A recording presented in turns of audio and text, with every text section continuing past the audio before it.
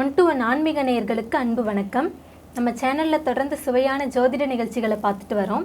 அந்த வகையில் இன்னைக்கு குரு பெயர்ச்சி பலன்களை பற்றி பார்க்க போகிறோம். மேச ராசிக்கு எப்படி இருக்கும் குரு பெயர்ச்சி பலன்கள் அப்படிங்கிறத மூத்த பத்திரிகையாளரும் ஜோதிட ஆய்வாளருமான திரு ராஜேந்திரன் அவர்களிடம் கேட்டு தெரிஞ்சுக்குவோம். வணக்கம் சார். வணக்கம்மா.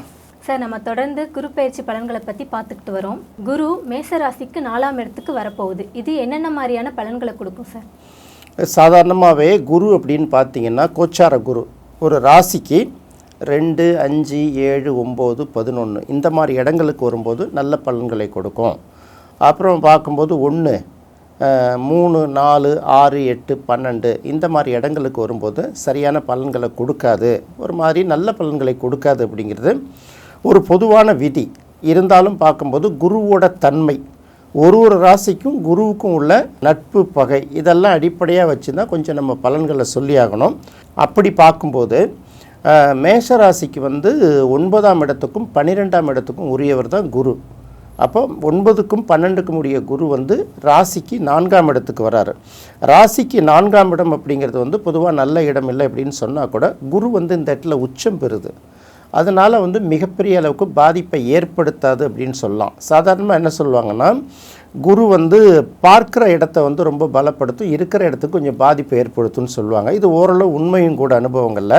அப்படி பார்க்கும்போது 4ஆம் இடத்துக்கு குரு வருதில்ல, 4ஆம் இடம்ங்கிறது நம்ம என்ன சொல்லுவோம், அந்த வீடு, மனை, வாகனம், தாயார், கல்வி, இது மாதிரி ஒரு பல விஷயங்களை சொல்லுவோம். நம்மளுடைய சொந்த ஊரும் தான் நமக்கு சொந்தமான இடங்கள், நமக்கு சொந்தமான வண்டி வாகனங்கள், இது எல்லாத்தையும் குறிக்கிறது 4ஆம் இடம். அந்த இடத்துக்கு குரு வர்றதுனால அது சம்மந்தப்பட்ட சின்ன சின்ன பாதிப்புகள் வரலாம். பாதிப்புகள்னால் இந்த இடத்துல எப்படி இருக்குன்னா, நீண்ட நாளாக கொஞ்சம் பழைய வண்டியாக இருக்குன்னா இதை கொஞ்சம் விற்றுட்டு வேறு புது கார் வாங்கலாம் அப்படின்னு சொல்லும்போது அது ஒரு செலவு தானே. அடுத்தது வீடுகளில் சின்ன சின்ன வசதி வாய்ப்புகள் குறைவாக இருக்கும். அப்போ வீடை கொஞ்சம் மாடிஃபிகேஷன் கட்டி கட்டலான்னும்போது ரிப்பேர் அண்ட் மெயின்டெனன்ஸ் செலவு இருக்கு இல்லையா, இது சற்று கூடுதல் ஆகும். அடுத்தது பார்க்கும்போது 4ஆம் இடம்ங்கிறது சுகஸ்தானம் அப்படின்னு சொல்லுவாங்க. 4ஆம் இடம்ங்கிறது உடல் நலத்தையும் குறிக்கக்கூடியது இல்லையா. அப்போ உடல் நலத்தில் சின்ன சின்ன பாதிப்புகளை ஏற்படுத்தலாம், ஒரு சில மருத்துவ செலவுகள் வரலாம். இதை தான் நம்ம மெயினாக பார்க்கணும். இருந்தாலும் குரு உச்சம் பெறும்போது அவர் பெரிய பாதிப்பை ஏற்படுத்த மாட்டார் அப்படிங்கிறது ஒரு நம்பிக்கை. இன்னொரு பக்கம் 9ஆம் இடத்துக்குரிய கிரகம் 4ஆம் இடத்தில் அமரும் போது இருக்கிற இடங்களில் செல்வாக்கு பெற்றவர்களாக அவர்கள் திகழ்வார்கள். நமக்கு ஒரு பக்கம் உள்ளுக்குள்ளே நெருக்கடி இருக்கும், பிரச்சனை இருக்கும், குடும்ப செலவுகள் இருந்தால் கூட இருக்கிற இடத்துல அவங்க செல்வாக்கு மிக்கவர்களாக விளங்குவாங்க அப்படிங்கிறது ஒரு முக்கியமான பாயிண்ட்டு. அதுக்கு அடுத்தது ஏதாவது ப்ராப்பர்ட்டிஸ் அல்லது ஏதாவது வீடு இதுக்கு முன்னாடி விற்கிறதுக்காக முயற்சி பண்ணி இது வரைக்கும் எதுவும் விற்காமல் இருந்ததுன்னா இப்போ அது விற்பனை செய்வதற்கு ஒரு நல்ல காலமாக அமையும். குறிப்பாக மேஷராசியில் ரியல் எஸ்டேட் பிஸ்னஸில் ஈடுபட்டவர்களுக்கு இது ஒரு நல்ல அருமையான பீரியடாக இருக்கும் அப்படிங்கிறது ரொம்ப முக்கியமானது. இருக்கிற இடத்தில் செல்வாக்கு பெறுவார்கள் அப்படின்னா ஏதாவது ஒரு வகையில் அவங்க ஒரு டெவலப்மெண்ட் அடைவார்கள். அப்படி இல்லைனா ஏதோ ஒரு விஷயத்தில் அச்சீவ் பண்ணால் தான் பேசப்படுவார்கள். மேக்சிமம் நெகட்டிவான பிரச்சனை வராது. ஏன்னா குரு உச்சத்தில் இருக்கிறதுனால 12ஆம் அதிபதி 4ஆம் இடத்துக்கு வர்றதுனால இது வரைக்கும் டிஸ்போஸ் பண்ண முடியாத சொத்துக்கள் இல்லது விற்க முடியாத வாகனங்கள், விற்க முடியாத பொருட்கள் விற்பனையாகுங்கிறத நாம் மெயினாக எதிர்பார்க்கலாம். 3ஆம் இடத்தை ஒப்பிடும்போது 4ஆம் இடம் சற்று பரவாயில்லைன்னு சொல்லலாம். ஏன்னா 4ஆம் இடம்ங்கிறது குரு உச்சமாகிறதுனால குருவுக்கு உச்சமாகிற வீடு. அதே 3ஆம் வீடுங்கிறது பகை வீடு. அதை ஒப்பிடும்போது இது ஒரு நல்ல பலனையை கொடுக்கலாம் அப்படிங்கிறத நம்ம மேஜராக பார்க்க வேண்டியிருக்கு. சார், குரு இருக்கிற இடத்த விட பார்வை செய்கிற இடத்துக்கு நல்ல பலன் நிறைய இருக்கும் அப்படின்னு நீங்கள் சொன்னீங்க. அப்போது மேச ராசிக்கு இந்த குரு என்னென்ன மாதிரியான பலன்களை கொடுக்கும் சார்? இப்போ கடகராசியில் இருக்கு இல்லையா, இந்த குரு 5ஆம் பார்வையை விருச்சிக ராசியை பார்க்கும். விருச்சிக ராசிங்கிறது மேஷத்துக்கு 8ஆம் இடம். இப்போ 8ஆம் இடத்தை குரு பார்க்குதுன்னு வச்சுக்கோங்களேன். 8ஆம் இடம் என்ன சொல்லுவாங்கன்னா ஆயுள் அப்படின்னு ஒரு விஷயத்தை சொல்லுவோம். நம்மளோட லைஃப் ஸ்பேனை சொல்கிறது 8ஆம் இடம். அடுத்தது தீராத கடன்கள் அப்படின்னு சொல்லுவாங்க. அது ஒரு பார்த்திங்கன்னா நம்ம சின்ன கடன் வேறு, எவ்வளோ கட்டினாலும் பாட்டு வட்டிக்கிட்டு இழுத்துக்கிட்டே போயிட்டே இருக்குது, இது என்ன அடைய மாட்டுதுன்னு சொல்லுவோம்ல அது. அதே போல் சில நோய்கள் தொடர்ச்சியாக இருந்துக்கிட்டே இருக்கும், என்ன தான் ட்ரீட்மெண்ட் எடுத்தால் கூட. இதெல்லாம் ஒரு பக்கம் போகுது இல்லையா.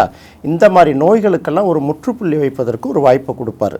அடுத்தது இந்த 8ஆம் இடம்ங்கிறது பார்த்திங்கன்னா மறைமுக தன வருவாயும் குறிக்கும், திடீர் அதிர்ஷ்டங்களையும் குறிக்கும். அப்போ மறைமுக தன வருவாய்னா கணக்கில் காட்ட முடியாத சில பணங்கள் வரும். யாராவது இப்போது எலெக்ஷனில் எல்லாம் பணம் வாங்கியிருக்காங்கன்னு வச்சுக்கோங்களேன், இதை யாராவது கணக்கு கொடுக்க முடியுமா? போய் இருக்காது. வேறு ஏதாவது சில பிஸ்னஸ் எப்போயாவது முடித்து கொடுத்துருப்பாங்க, அதுக்கான கமிஷன் கூட திடீர்னு கொடுத்துட்டு போவாங்க. இந்த மாதிரி கணக்கில் வராத சில பணங்கள் கிடைக்கும். அது எப்படி கிடைக்கிது அப்படின்னு சொல்ல முடியாது. சில பேருக்கு பார்த்திங்கன்னா முன்னோர்களுடைய சொத்து அது பாட்டுக்கு ரொம்ப காலமாக இருக்கும், இல்லை மறந்தே இருப்பாங்க. அந்த சொத்துக்கு வந்து பார்த்திங்கன்னா ஜட்ஜ்மெண்ட் எல்லாம் கிளியர் ஆகி அந்த வாரிசுகளுக்கெல்லாம் கொடுங்கன்னு கொடுத்துருவாங்களா, இவங்க கையை விட்டு போச்சு இதுமாதிரி வரத்துக்கு வாய்ப்பு இல்லைன்னு முடிவு பண்ண சில விஷயங்கள் இருக்குல்ல, அது வரும். சில பேருக்கு பார்த்திங்கன்னா டெபாசிட் பண்ணி வச்சுருப்பாங்கல்ல, 10 வருஷம் 5 வருஷம் 20 வருஷம் இந்த மாதிரி டெபாசிட் மெச்சூர்ட் ஆகி கிடைக்கிறதுக்கு வாய்ப்பு இருக்குது. சில இன்சூரன்ஸும் மெச்சூர்ட் ஆகி கிடைக்கிறதுக்கும் சில வாய்ப்புகள் இருக்குது. அப்போ 8ஆம் இடத்தை பார்க்கும்போது ஒரு சில மைனஸ் இருந்தால் கூட திடீர் அதிர்ஷ்டங்கள் வந்து சேரும். 8ஆம் இடம் எல்லாத்தையும் கொஞ்சம் அதிகரிக்கும். இப்போ 8ஆம் இடம் சம்மந்தப்பட்ட நெகட்டிவ் சம்மந்தப்பட்ட விஷயங்களும் இருக்க தான் செய்யும். அதையும் கடந்து திடீர் அதிர்ஷ்டங்கள் மூலமாகவும் எதிர்பாராத தன வருவாய் மூலமாகவும் கணக்கில் சொல்ல முடியாத சில பண வருவாய்கள் மூலமாகவும் பார்த்திங்கன்னா அவர்களை மகிழ்ச்சிப்படுத்துறது ஃபஸ்ட்டு செய்யக்கூடிய வேலையாக இருக்கும். அடுத்து குருவோட 7ஆம் இடத்து பார்வை அப்படின்னு பார்க்கும்போது மேஷராசிக்கு 10ஆம் இடத்துக்கு கிடைக்கிது. அப்போ 10ஆம் இடத்துக்கு பார்வை கிடைச்சால் 10ஆம் இடம் தான் நம்ம பொதுவாக தொழில் வேலை எல்லாத்துக்கும் 10ஆம் இடத்தை தான் எடுப்போம். 10ஆம் இடத்தை வந்து குரு பார்த்ததுன்னா அப்போ என்ன நினைக்கும், சாதாரணமாக இது வரைக்கும் தொழில் பண்ணிட்டு வந்தவங்களுக்கு சின்ன சின்ன இடையூறுகள் இருக்கும், இல்லைன்னா ஆர்டர் இல்லாமல் இருந்திருக்கும், மெஷினரிஸ் இருக்கும், ஆட்கள் இருப்பாங்க, ஆர்டர் இல்லாமல் போயிருக்கும் இல்லையா, அவர்களுக்கு புதுசாக ஆர்டர் கிடைக்கும். சில இடங்களில் இன்வெஸ்ட்மெண்ட் இருக்கும், மிஷினரிஸ் இருக்கும், இடமும் நல்லா இருக்கும். சரியான நபர்கள் கிடைக்காமல் இருப்பாங்க, வேலையாட்கள், அவர்களுக்கு வந்து பார்த்திங்கன்னா இந்த தொழில் வந்து சிறப்பதற்கு ஒரு நல்ல வாய்ப்பு இந்த நேரத்தில் கிடைக்கும். அப்படியே கண்டினியூஸாக பார்த்திங்கன்னா 10ஆம் இடம் தான் ஸ்டேட்டஸ் எல்லாத்தையும் கடந்து. 10ஆம் இடத்துக்கு வந்து குரு பார்வை செய்கிறதுனால அவங்க தொழிலில் வந்து ஏதாவது ஒரு சாதனை படைப்பதற்கு ஒரு வாய்ப்பு இருக்குது. சாதனை படைக்கிறாங்களோ இல்லையோ நெருக்கடியிலேருந்து மீண்டு வர்றதுக்கு அவர்களுக்கு ஒரு வாய்ப்பு கிடைக்கும். சோஷியல் ஸ்டேட்டஸ் அப்படிம்பாங்க, சமூக அந்தஸ்து.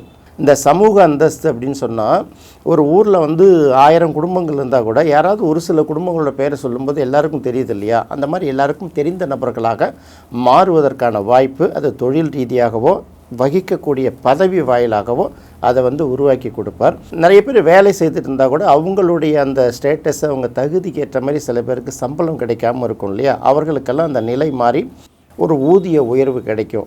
அடுத்து பார்க்கும்போது இந்த 4ஆம் இடத்துல இருக்கக்கூடிய குருவோட பார்வை வந்து ராசிக்கு 12ஆம் இடத்துல கிடைக்கிது. 12ஆம் இடம்ங்கிறது வெளிநாடு. இன்னொரு பக்கம் பார்க்கும்போது முதலீடு, அதை வந்து அயன சயன சுகஸ்தானம் வாங்க.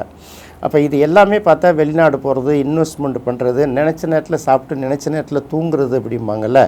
ஏற்கனவே அங்கே 12ஆம் இடத்துல போய் சனி உட்கார்ந்ததுனால மனுஷனுக்கு நிம்மதி இல்லாமல் நெருக்கடியை கொடுத்துட்டு இருந்திருக்கும்.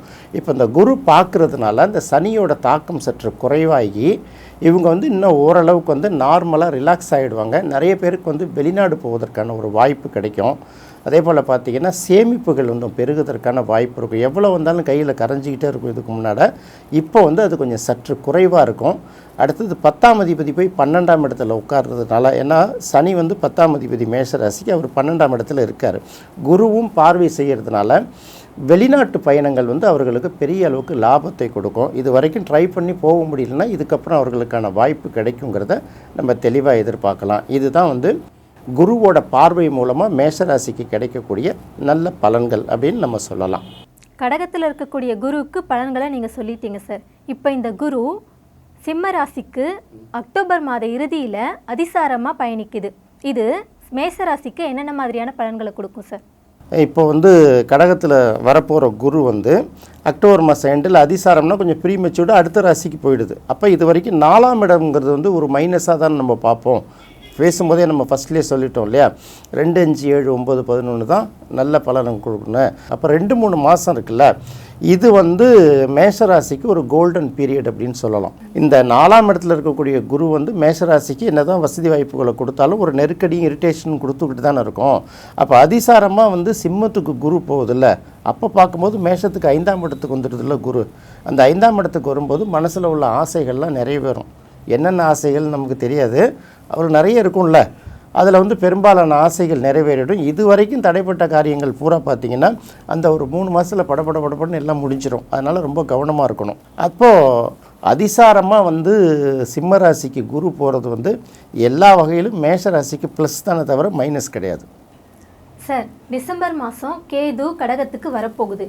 ஆல்ரெடி அங்கே குரு இருக்குது. அப்போ குருவும் கேதுவும் சேரும்போது பலன்கள் மாறாதா சார்? கண்டிப்பாக மாறும். அக்டோபர் மாதம் 30ஆம் தேதி குரு வந்து அதிசாரமாக சிம்மத்துக்கு போகுதில்ல, ஏற்கனவே அங்கே கேது இருக்கும். அந்த கேதுவோடு தான் போய் இந்த குரு சேர போகிறாரு. அதுக்கப்புறம் கொஞ்ச நாளில் டிசம்பர் மாதம் 8ஆம் தேதி வந்து கேது வந்து கடகத்துக்கு வந்துடுதா. இவர் என்ன பண்ணார், கொஞ்ச நாள் அங்கே இருந்துட்டு ஜனவரி மாதம் ஒரு 25 தேதிக்கெல்லாம் திரும்பவும் கடகத்துக்கு வந்துடுவார். அப்போ கடகத்தில் குரு செய்ய வேண்டிய நற்பலன்கள்லாம் இருக்குல்ல, அதை செய்ய விடாமல் கேது தடுத்துடுவார். அதாவது ஒரு கிரகத்தோட இயக்கத்தையும் கெடுத்து அதோட தன்மையும் மாற்றுறது தான் கேதுவோட வேலை. அப்போ ஏற்கனவே கடகத்தில் இருக்கக்கூடிய குரு எந்தெந்த ராசிகளுக்கெல்லாம் நெகட்டிவாக இருந்ததோ அது வந்து பாசிட்டிவாக மாறிடும். யார் யாருக்கெல்லாம் பாசிட்டிவாக இருக்கோ அது வந்து பார்த்திங்கன்னா ஓரளவு நெகட்டிவாக மாறிடும். இதை எல்லாத்தையும் கணக்கில் எடுத்து தான் குரு பயிற்சிக்கு பலனை சொல்லணும். கண்டிப்பாக யோசிக்கணும். குரு மட்டும் அங்கே இருந்தாருன்னா ஓகே, கேதுவும் அங்கே வந்துடுறாரு, அப்போ குருவை வந்து முழுமையாக அவர் செயல்பட விடுவாரா?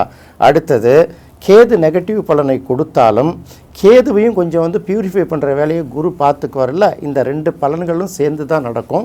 ஒட்டு மொத்தமாக பார்க்கும்போது நீங்கள் குரு பயிற்சிங்கிறது ஒரு வருஷம் எடுத்தால் கூட இடையில 4-5 மாதம் பார்த்திங்கன்னா குரு வக்கரமாவார், அப்புறம் அதிசாரமாக போகிறாரு, அதுக்கப்புறம் கேதுவோடு சேர்ந்துக்கிறாரு. இது எல்லாத்தையும் சேர்த்து பார்க்கும்போது நீங்கள் நூல் பிடிச்ச மாதிரி இப்படி தான் நடக்கும் 5ஆம் இடத்து குருவுக்கு 4ஆம் இடத்து குருவுக்கு இப்படி தான் நடக்குங்கிற பலனெல்லாம் நம்ம தெளிவாக சொல்லவே முடியாது. இந்த மாற்றங்களுக்கு உட்பட்டு தான் நம்ம ஒன்றையும் பார்த்தாகணுங்கிறத எல்லா ராசிக்காரங்களும் தெளிவாக தெரிஞ்சுக்கணும். இருந்தாலும் குரு உச்சம் பெறுவதனால பெரிய அளவுக்கு பாதிப்பை ஏற்படுத்த மாட்டார். சார், இந்த குரு பயிற்சியை ஒட்டி மேசராசிக்காரர்கள் என்னென்ன மாதிரியான கோயில்களுக்கு போகணும், என்னென்ன மாதிரியான வழிபாடு செய்யணும் அப்படின்னு சொல்லுங்கள் சார். பொதுவாக குரு வந்து கடகத்தில் உச்சமானாலே இது வந்து என்ன பண்ணணும்னா குருவை குறிக்கக்கூடிய தலமான திருச்செந்தூர் ரொம்ப சிறப்பு. 2வது கடகம்ங்கிறது பார்த்திங்கன்னா கடற்கரை. அப்போ கடற்கரையை ஒட்டி இருக்கக்கூடிய முருகனை நம்ம வழிபடும்போது திருச்செந்தூர் முருகன் தானே பெஸ்ட்டாக இருக்கும். அப்போ திருச்செந்தூர் முருகனை வந்து பொதுவாக செவ்வாய்க்கிழமைகள்லையும் வியாழக்கிழமைகள்லையும் மேஷராசிக்காரர்கள் மட்டுமல்ல எல்லாருமே வழிபடுறது ரொம்ப சிறப்பாக இருக்கும். இன்னொரு பக்கம் பார்க்கும்போது கடகம்ங்கிறது சந்திரனோட வீடாக இருக்கிறதுனாலையும் அங்கே குரு இருக்கிறதுனாலையும் சந்திரமௌலீஸ்வரர் வழிபாடும் ஒரு பக்கம் கை கொடுக்கும். சார், மேசராசிக்கு குரு பயிற்சி பலன்கள் எப்படி இருக்குங்கிறத ரொம்ப தெளிவாக சொன்னீங்க சார். ரொம்ப நன்றி சார். நன்றிம்மா. என்ன நேயர்களே, மேசராசிக்கு குரு பயிற்சி பலன்கள் எப்படி இருக்குங்கிறத இந்த நிகழ்ச்சியில் நம்ம பார்த்தோம்.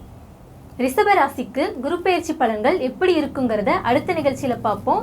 நன்றி, வணக்கம்.